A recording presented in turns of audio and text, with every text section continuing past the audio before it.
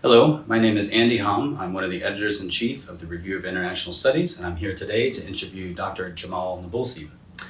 Jamal teaches at the School of Political Science and International Studies at the University of Queensland. His doctoral thesis, Affective Resistance, Feeling Through Everyday Palestinian Struggle, was recently awarded the British International Studies Association Prize for Best Doctoral Thesis on Emotions in Politics and IR.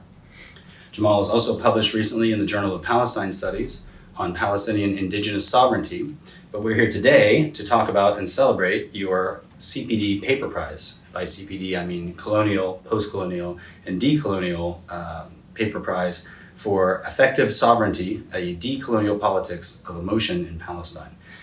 Jamal, welcome and congratulations on the prize. It was a very competitive group of papers, and yours is excellent. So thank you for joining us today. Oh, thanks so much for having me. Yeah.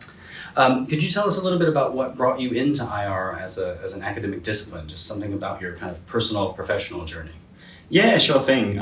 So I came into doing a PhD into academia basically because I wanted to be able to speak critically and tell the truth about Palestine, really.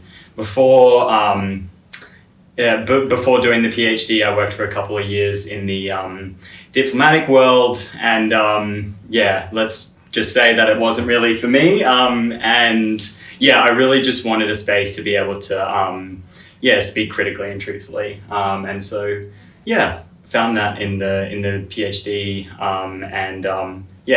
obviously academia has its limits as well, as I've been discovering increasingly recently. I think relatively, A little more freedom then. Yeah, absolutely. Than the Foreign Service. Yeah, exactly. Could you tell us a little bit more about your prize-winning paper?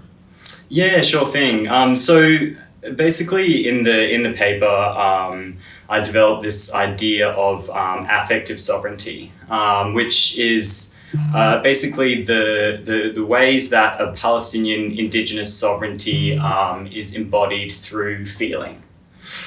So I explore this idea in particular through analyses of Palestinian hip-hop music and graffiti. Through those analyses, and I see these practices really as crucial sites of Palestinian theorizing. So I'm not so much interested in theorizing about those practices, but theorizing from them and recognizing them as rich sites of theory. And so I kind of track a few different sort of forms that this affective sovereignty takes through these practices. First being belonging to the homeland of Palestine, which is often expressed through things like connection to particular forms of flora, which is sort of reconstituting a connection with the land that Israeli settler colonialism attempts to sever. And then the second form is a belonging to a unified Palestinian people. So unity across the kind of geographic and social and political fragments of Palestine. And then third is a longing for Palestine from the condition of exile. And I think, and when I talk about exile, I don't just mean Palestinians outside of Palestine, but I think the Palestinian condition in general could be considered, conditions of exile, even those still living in Palestine, are kind of severed from their land in many ways. Basically just tracking these different forms of affective sovereignty, and then describing how I argue that they sort of form the molten core of Palestinian resistance, and that as much as Israeli settler colonialism has tried to extinguish a Palestinian Indigenous sovereignty, that sovereignty continues to be lived in the Palestinian body, in part through feeling. So molten core is a really evocative phrase, and it brings me back to one of the things you said earlier about sort of theorizing through feelings instead of theorizing about them. I wonder if you could just say a bit more about that, especially for our audience, some of whom are less theoretically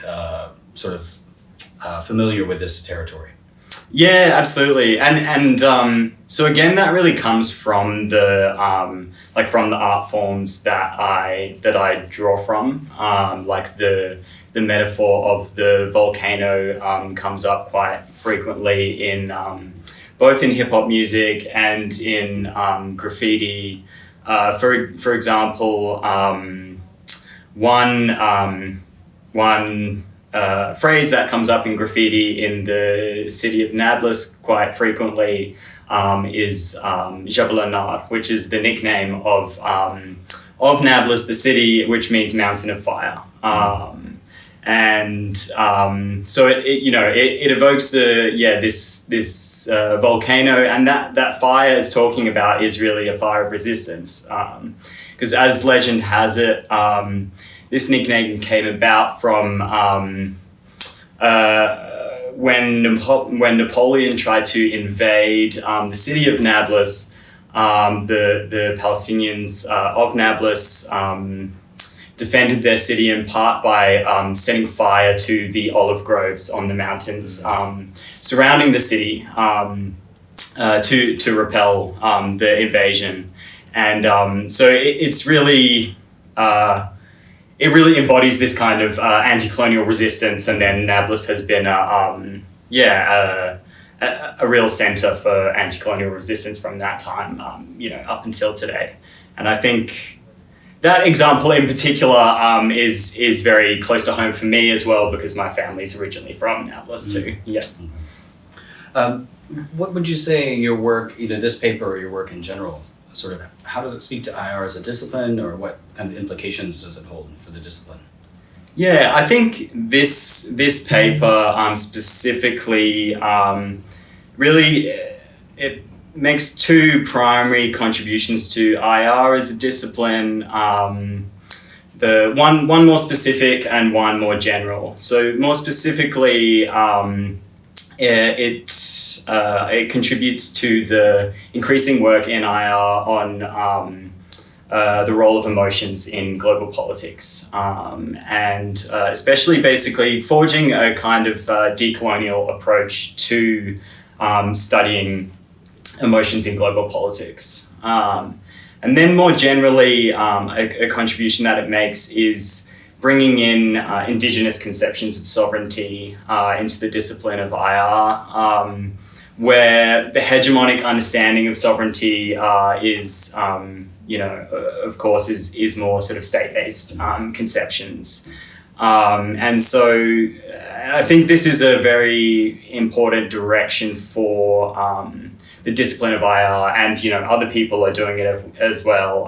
And I think it's an exciting and ethically important new direction, bringing in Indigenous understandings of sovereignty and further engagements with critical Indigenous studies. This may be unfair to ask in a brief interview, but can you give us a short summation? What does Palestinian Indigenous sovereignty look like, or how does it differ from the kind of the arch-modern territorial sovereign state container model of sovereignty? Yeah, so I understand indigeneity basically as a political relationship. So it's a political relationship to the structure of settler colonialism. Palestinians are Indigenous insofar as they are resisting a settler colonial project. That sovereignty is basically, I think it can take so many different forms, and I think we're still in the kind of early stages of theorizing what it means. But in general, it is just an enduring claim, an enduring political claim to the land of Palestine that has often been ignored. Colonies have attempted to extinguish it, but it continues to be lived, and it persists. And then in this article, the specific form of that persistence that I look at is through emotions, through feeling. But I think that's just one form that it can take. So I'm excited to see,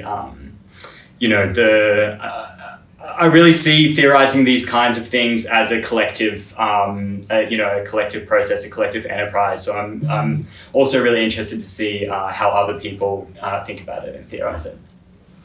Excellent. All right. I think that's us finished. Thank you very much, Jamal, for joining us. Once again, we've been speaking with Dr. Jamal Nabulsi from the University of Queensland about his CPD prize-winning paper, Affective Sovereignties.